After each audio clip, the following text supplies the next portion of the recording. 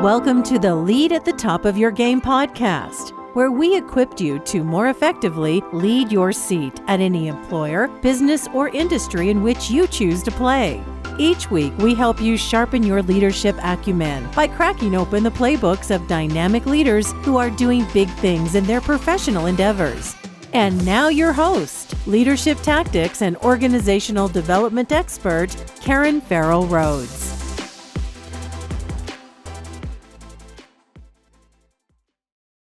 Hello, my superstars. This is Karen, and welcome back to another episode of the Lead at the Top of Your Game podcast.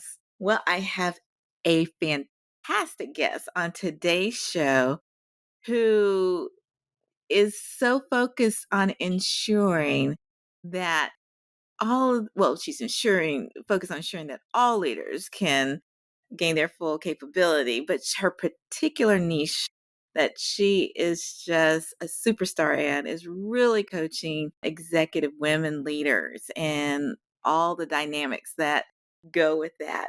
And we're pleased to have Dr. Alessandra Wall, who's the CEO of a company called Noteworthy, with us today. Now, Noteworthy is an exclusive coaching and consulting firm that supports the advancement of executive women and supports those companies that seek to retain, elevate, and attract this extremely powerful talent pool. And I cannot wait to have a deeper conversation with her about her practice, her observations, and some of the workplace dynamics that executive women are faced when trying to really make an impact in the businesses in all of our communities. So welcome to the podcast, Alessandra. I am honored and delighted to start my afternoon. It's the beginning of my afternoon with you, Karen. So thank you We're for so having me. honored to have you. No, thank you for coming aboard. And when I had a chance to read your bio and see your background, I was like, yep, this is someone we definitely need to have on the podcast. And so I cannot wait to delve into the fantastic work that you're doing. But before we do that, we always love to learn just a little bit more about our guests. So for as much as you feel comfortable, can you give us just a sneak peek into your life outside of work? I'm an open book, so how about I get really a sneak peek? I Okay. currently live in San Diego. It's the longest I've lived anywhere. I actually grew up in France. I'm half French, French, Italian, and American. I didn't move here till I was 18. Sometimes I like to say 3 kids at home, but it's really just one husband and two teenage boys. And we have a 1-to-1 ratio animals to humans in my household. And when I'm not working or podcasting, you can either find me reading. I love reading. I have a group of fantastic women I call my golden girls. And I watch them surf. And every once in a while, if we're someplace warm, I'll go surf with them. San Diego water is notoriously cold. And outside of that, nearly feel boring, but that's it. Okay, you're not going to pull the wool over our eyes. There's no way you are a boring lady. You're very dynamic, but I love reading as well and a member of a couple of book clubs to share as well. But I kind of feel that out of date person sometimes. But there's a lot of people that love books, but people get their information so much online these days. I love to curl up with a good book and kind of decompress. So that we have in common. Favorite thing to do. Quick Yeah. aside, I love it so much that here's how I hope to die.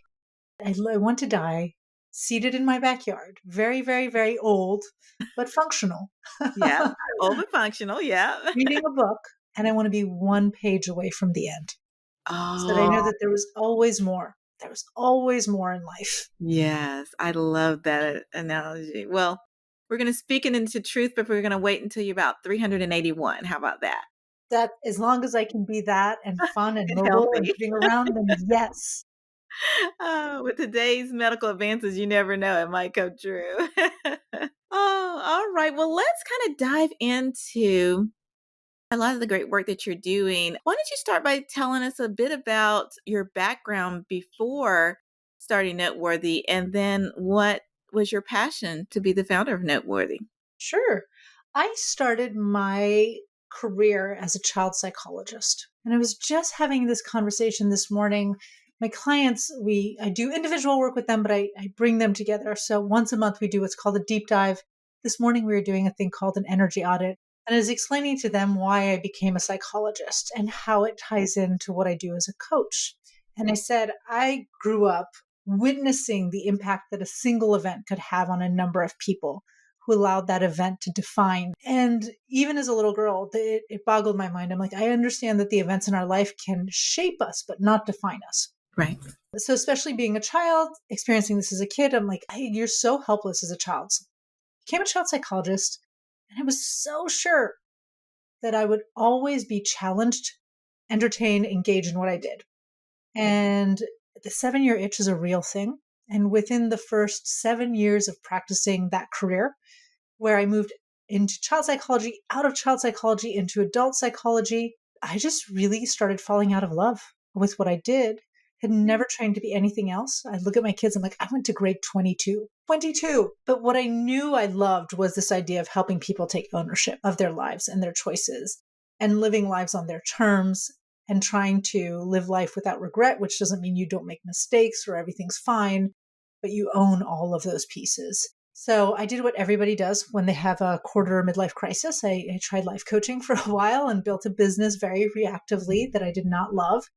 I see people do this in the corporate world all the time, right? They allow their misery to get to a certain point and they reactively move away. Like maybe they move to another company, but the other company is just a replica of the company they left. Yeah. Or they wait until they break completely and they have to take a medical leave, whatever it is. And I worked very hard at building a business that was not right for me. I burnt myself out. I took 6 months off, all this time still practicing as a therapist, still raising toddlers and preschoolers. And I came back and started really thinking about what I loved doing and what I was truly passionate or frustrated about. And I loved the work I was doing with people around their careers. I loved working with women very specifically. And I was very frustrated and feeling very passionate about the number of women I met who were exiting their fields or their careers because they just couldn't, they were just done. And what led to that place where they were just done. That set the foundation for what I do now. We hit our 10 years. And Congratulations. so I am glad to say I have not fallen out of love with what I do. Actually, I think I fall back in love all the time with the work I do, with the women I get to work with the impact they make, first and foremost, and then the impact I get to make indirectly through them. Wow, that's amazing. So can you share about some of your approaches or the services that are part of your firm? Sure. So I initially, primarily, a lot of my work was one-on-one. I mapped out that same model of being a therapist where you sit one-on-one, you go deep with somebody. You did a lot of that over the years, both as being a therapist for nearly 20 years and doing what I do. Because by the time I was done entirely being a therapist, it had been nearly 20 years of practice. It takes a long time sometimes to realize you want to leave something or to admit it to yourself. I have a lot of tools, so that's where I started. And then what I discovered is I was constantly introducing my clients to one another. I really believe in the importance of social capital and this idea that there comes a point, first of all, in everybody's life, regardless of whether you're a stay-at-home parent or working at a fast food chain or CEO of a company, where it's the people you know and the relationships you have with them that really set you up for success or can hold you back. So I would introduce these women and realize that when we got to work together as a community, we accelerated the pace of their success. And we made it easier to deal with the roadblocks because it's very lonely to lead. And it's Sure especially is. very lonely to lead as a woman. Yes. So Yes. these days, I have kind of two sets of main bodies of work. One is working individually with women, but all my individual clients also get to come together on these calls like the deep dive. We have peer advisory calls. We bring the community together. And we're just launching in October our first in many, many years group coaching program. The same thing. And a lot of it is designed, these are year-long programs always, because the women I work with have high aspirations, big changes. They're smart. If it were easy, if it was just about giving them the right tool, the right strategy, the right system, like they could figure that out on their own. Sure. Yeah.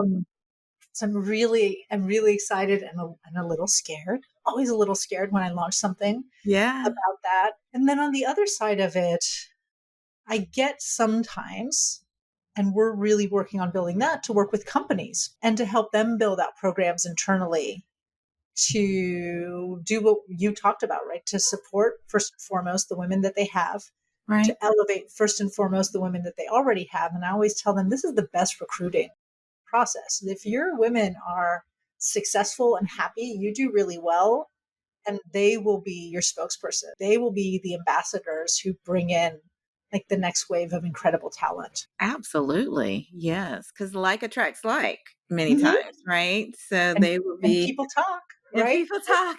Those companies that have great PR, like their mission statement, in good times, they're doing all their DEI work. In good times, they're supporting, but when profits are at risk, they're walking away. They might think that they're fooling people, but Not current at all. employees, past employees, everybody's talking. And eventually they're going to continue hiring because people need jobs, Yeah. but they're not going to get the best of the best. Absolutely. And, every time you turn around, there's an article or something that's written about women executives and the whole glass ceilings and the microaggressions they have to face and they're in the workplace. And I'm just curious, in your opinion, since you deal with so many, what are you currently seeing as the top trends of things that they're facing right now? What's keeping them up at night? There's a lot of glass cliffs. Have you heard of that one?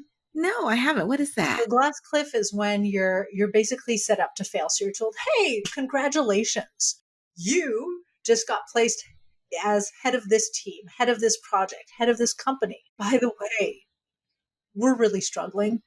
This team, this project, this company has like we've tried a bunch of things, they're not working, so you're a Hail Mary." And they're not that like nothing is shifted in the system. So they're given the same tools as their predecessors, but they're the last in line. And they're very accountable for And that. gentlemen, as you're listening, I am not saying this is not a comment on how much effort you put into the work you're doing. I'm just saying women have had to work 2, 3, 4 times as hard to access the opportunity to even put their name up as a potential candidate for a role. That's true. And we know this. It wasn't so long ago that women weren't allowed to be physicians, that women weren't allowed to, be in combat, that we just, in case people don't realize, testing wasn't done for pharmaceuticals, wasn't done on women for the longest time, like into the 90s. So medicine, because our physiology is different. So they're like, well, we don't like women's hormones are going to mess up how this medicate. We don't want to test on that. It's taken a really long time. So these women, they will show, they're like, this is my chance. I'm going to prove myself. I'm Wonder Woman. I can do it. Therefore I should. Yeah. And they will exhaust themselves and they will burn themselves out and they will fail because they were set up to fail. And then they're the ones we remember failing. So that's one thing. The other thing I'm seeing a lot is I work in male dominated spaces and there have been a number of layoffs in these spaces. That tends to be tech, biotech, Okay. finance. Same here. And I have a sample bias. I get it. But I feel like there are a lot more women who are being laid off. And at the senior level and at the executive level, they are taking a very, very, very long time to get jobs. So I have clients who are VP, senior VP, some who are at the C-suite, who have been out of work for 6, 10, 12, 14 months and really struggling to find new roles. I can vouch for that because I came from the engineering and tech spaces in my corporate career and have a ton of contacts in that area.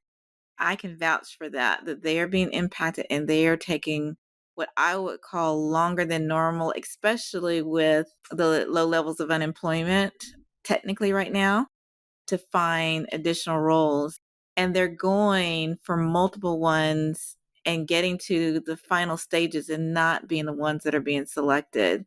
And these are phenomenal leaders that are leading enterprise level firms in their past. So I can vouch for that one. It's unprecedented. Actually, I It saw an really article yesterday. It was in one of the Forbes newsletters I get where they were saying that 81% of recruiters admit to posting ghost jobs just to get a sense of what the market is, or to post a job that really they're going to select an internal candidate, but they just have to check the boxes. So they put an external listing, or they just want to kind of get a sense of who's out there so that they have a pool of potential candidates for the future. Yeah. this is another thing that's soul crushing for these women because they're applying and they're getting auto rejections. Right. And the job actually never really, 81% of recruiters say that they do this. And it's a ridiculous number. And I would say the last thing, because this is very, very present, it's interesting in my line. I started off working with professional women, right? That's was it. And then over the last few years, I've worked with women who are more and more senior. And for any listeners, it's because the mission of my organization is to help women access the highest levels of power and leadership so that they can change the system from within. So if I Love work with that. somebody who's at a manager level, it might take her 10 years to get to a role where she has the power to change the system from the top. I don't necessarily have 10 years to work with her on that space. But if I work with a VP, a senior VP, or what I like to say is women with that level of authority, because depending on an organization, your title might actually be director of something, we can position them to be wildly successful and deeply fulfilled. Because if you're successful without the fulfillment, I call that a gilded cage. Right? Like, Yeah. okay, so you've got the title, you've got the paycheck, and you're miserable. That's not success. No. And how hard is it, in your opinion, to achieve gaining authority? Because that is a dynamic all within itself. How hard is it for women? It's pretty difficult. I was talking to a client of mine this morning. She's fantastic. She's in engineering. She's absolutely incredible.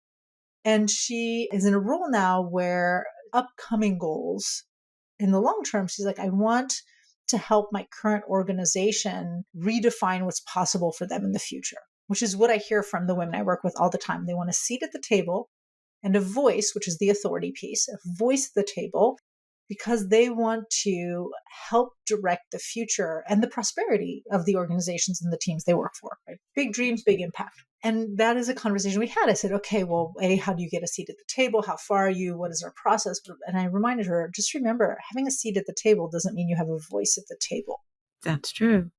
So there are a lot of women who walk in and they have the titles, and yet when they speak, they're not listened to them. I have another client who's also, well, she's in the electrical engineering space, and she had set a limit with somebody on her team, and her boss happens to have an office next to this guy. And the boss was checking in with the guy, and the guy was like, yeah, I'm frustrated because she set this limit.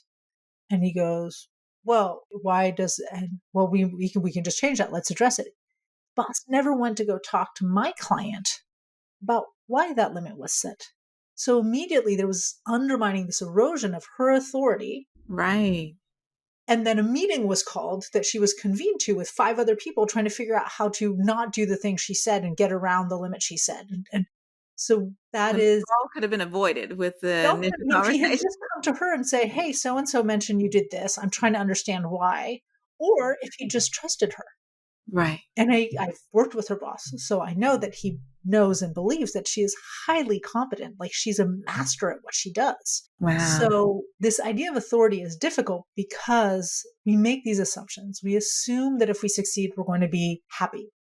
Many of us are not. That's what I was going to say earlier. I have the more senior the women I work with, the more I work with women who on paper have it all, but are really, really miserable. Yeah. Or have it all at the cost of very toxic work environments. We assume that if we get a seat at the table, it means we have a voice at the table. We assume that if we have the right title, with that title will come the authority to make the kind of impact we want to make. And with women, at least, I don't work that closely with men. I can tell you with women, that is not a given.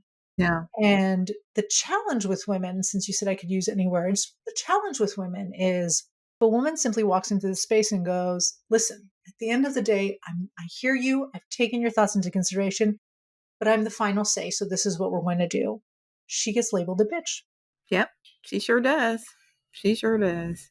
But if she says, well, hold on a second, let's make sure everybody talks. Let's get together. Let's figure this out. Now she's indecisive.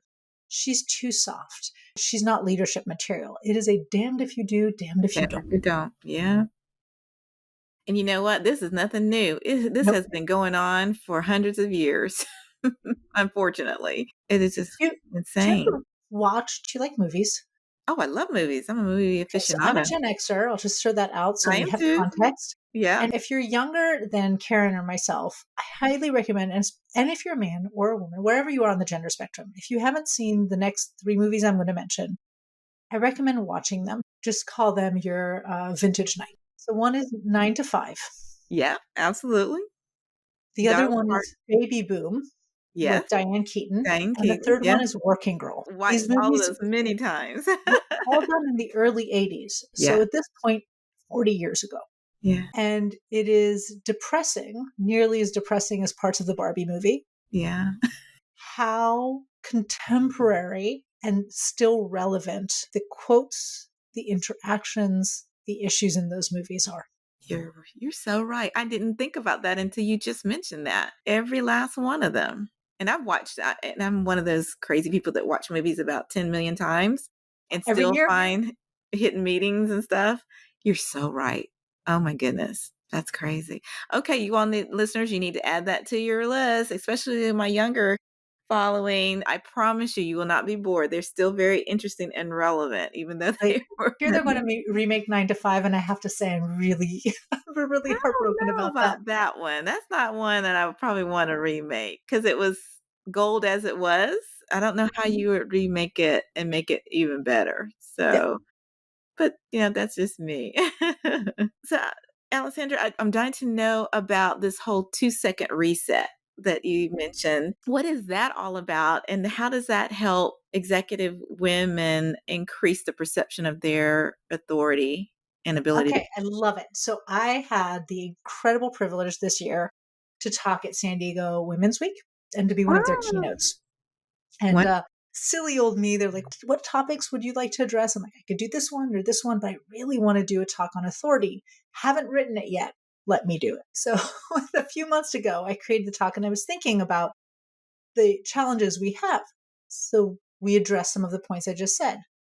We all think that our experience, our title, our years, our education, those things give us authority. But really, authority is predicated on a number of things: who you know, your social capital, how you show up in the world. I talk a lot about taking advantage of human psychology, right? So, social capital is a human psychology thing. Humans are social animals. So, since the dawn of time, humans are survived by relying on one another. Guess what? That's baked into you. That idea of nepotism or those things, it's just what we do. Guaranteed the last hairdresser you found, you asked a friend first. That Yep, person got work not because they were the best, because your friend liked them. that's right. Same thing for hiring a CEO. Same. We talk about presence. And it's a difficult thing with women to talk about presence because we're told a lot of things. You Yeah. should do this. You should do that. You should straighten your hair. You should look The whole younger. You should social try to look norms younger. thing. You should wear heels. You shouldn't wear heels. But Yeah. 55% of people's initial impressions of you are based on nonverbal factors. Yeah. People start forming an opinion about you within 10 milliseconds of seeing you. Yes. I That joke is about true. this because if you're a speaker, within the first 7 seconds of standing on stage, you haven't even opened your mouth. People in their brain have decided whether your talk is good or not. It's like you could That's walk right. on stage, say hi, and leave. They've made up most of their mind. So the way we speak, the tone we use, the way we move our body, the way we hold ourselves plays an incredible role in supporting or eroding, undermining our authority.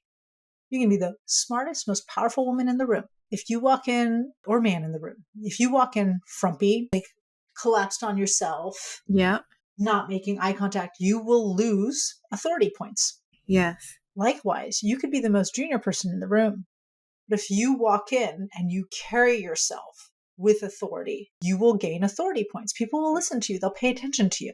Yeah. A quick way to see that, if you've ever stood at a busy intersection waiting to cross, everybody's waiting, and then some really confident looking person just walks, they like jaywalk, and suddenly everybody follows them. That's what we're talking about. Yeah. People assume that if you look like you know what you're doing, you know what you're doing. So here's the 2-second mix. For those of you who are listening, may I please recommend that you go watch the video of it. But because we're on cell phones and computers and comfy couches all day long, and I'm going to step away from my mic in a second, we tend to start collapsing on our diaphragms. So all of us, and I see this, my kids are so annoyed with me always repeating this to them. We're all walking around like old, defeated people, right? And I'm talking 105 years old, right? Right. Where just osteoporosis is what it is. Problem with that posture, and I'll move away and show it in a second to the camera better, is that posture mimics The natural body posture we adopt when we're feeling defeated or scared. So it's a victim posture. As a psychologist, I really hope somebody's doing research, but I really believe that a lot of the anxiety we're seeing these days is actually in part reinforced or tied to posture. That if we can get this whole generation to pick themselves up Pick them up and and stand straight, because there's a feedback loop between our body posture, our facial expression, and our mood and mindset, there's a lot we can change. So the wow. 2-second trick is really simple. I'm going to say it. I'm going to demonstrate it for people watching, and I hope I'm going to be able to explain it for people who are just listening. Okay.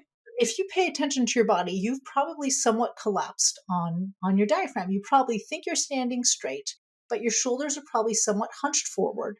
Your neck is probably somewhat forward, like your head is poked forward, a little bit like a turtle. If you simply take yourself off your diaphragm and roll your shoulders back, not only do you gain about an inch in height, if you're concerned about your weight, you lose about 5 pounds. But more importantly, that posture is a really strong posture. It's the right one for your back.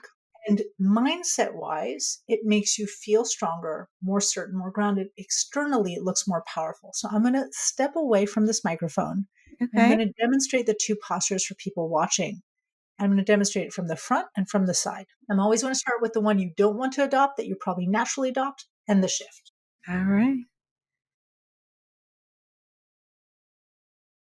So right now, everyone, she is demonstrating the one that you don't want. And then now she's showing the one that you want to. And you can compare the two and see how confident and how different the aura is that she's displaying. It sounds so silly. But There's eyewitnesses, you can definitely tell the difference. there's so many things that are so hard to do. There's so Yeah. many things that take a long time. If you have a fixed mindset and you're trying to develop a growth mindset, it takes a really long time. If you've been beaten down and you're in a toxic workplace and you've lost your confidence, it takes so much work to build that up. Does. There are teeny things we can do, all of us, that have to do with our neurochemistry, our biology, and our evolution that can make a massive impact. And they're really easy. On their own, they're not enough, but they're part of it. Yeah. So even if you're on Zoom all day long, the difference between this is my normal, like I'm not paying attention to my posture, I've got that C-shaped. I wish I weren't wearing black today. You look great. Yeah. Even on Zoom, it makes a difference. It does make a difference. It definitely does. It makes a difference for how people see me. It makes a difference for how I feel about Yes. myself. They did a study where they asked people in prison who had been accused of violent crimes to choose a victim, and they just showed pictures. The number one factor that was associated with their choice of a victim was posture. It was not age, it was not gender, it was not race, It was it posture. was posture. Wow. Well, listeners, those of you who are just listening to audio, as you know, we also have our podcast on YouTube on video. This is the episode you definitely want to also check out on YouTube, because just witnessing it, just taking this few minutes just to witness what Dr. Alessandra has shown us is just nuggets of gold, just absolute nuggets of gold. Reiterate one more thing. Just goes back. I just want you to remember 55% of what people think about you or believe about you is based on nonverbal. Yes, absolutely. And a lot of people don't realize that, but I can vouch for that too. I've read that study. So, so that's wonderful. Well, Dr. Alessandra, I literally blinked and now it's almost time to close. I can't believe this. We're just going to have you back, because this has just been fantastic and such great nuggets. But as you know, we cannot let you get out of here without asking you our signature question. And as you know, my firm did extensive research on leadership execution. And out of that research came 5 buckets of target areas that are critical to any leadership initiative. And we always ask which of the 7, all equally as important, which of the 7 really popped for you. And you were so kind to share that leading with courageous agility really resonated with you.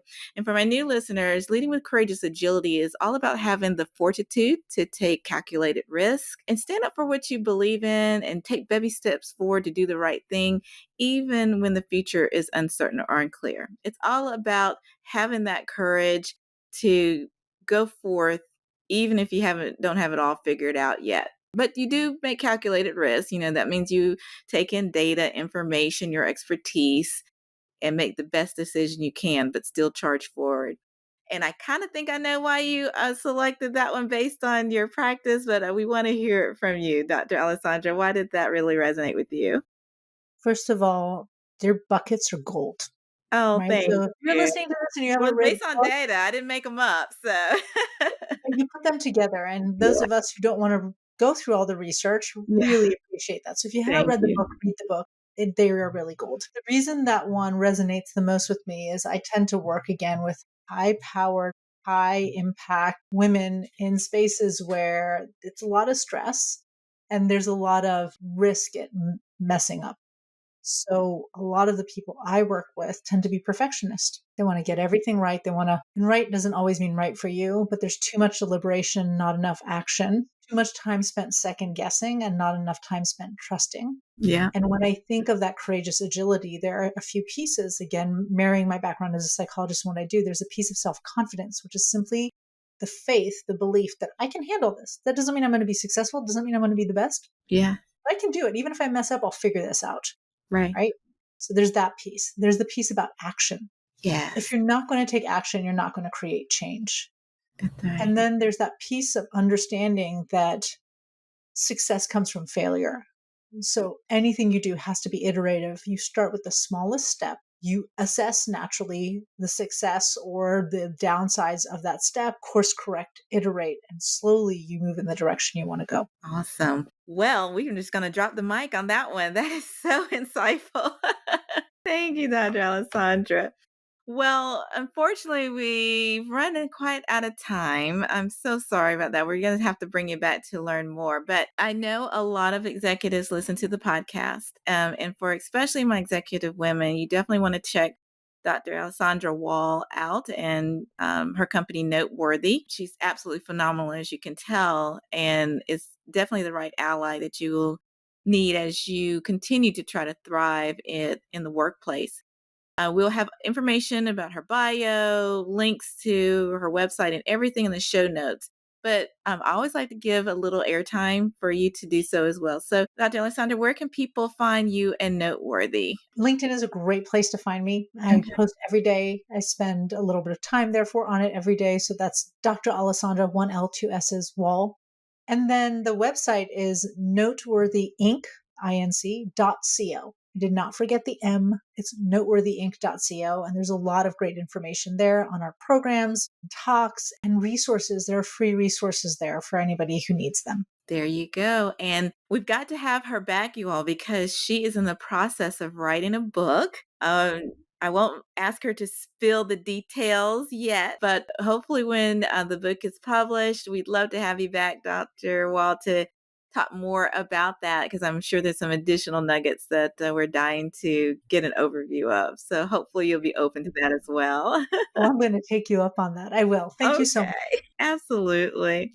And thank you too, listeners, for the gift of your time as well. Know that there are literally a million other podcasts out there for you to listen to, and we do not take your patronage lightly. All that we ask is you like and subscribe to the podcast and just share it with just one friend, because by doing so, that will help us all to better lead at the top of our game. Thank you so much, and see you next week. Bye. And that's our show for today. Thank you for listening to the Lead at the Top of Your Game podcast, where we help you lead your seat at any employer, business, or industry in which you choose to play.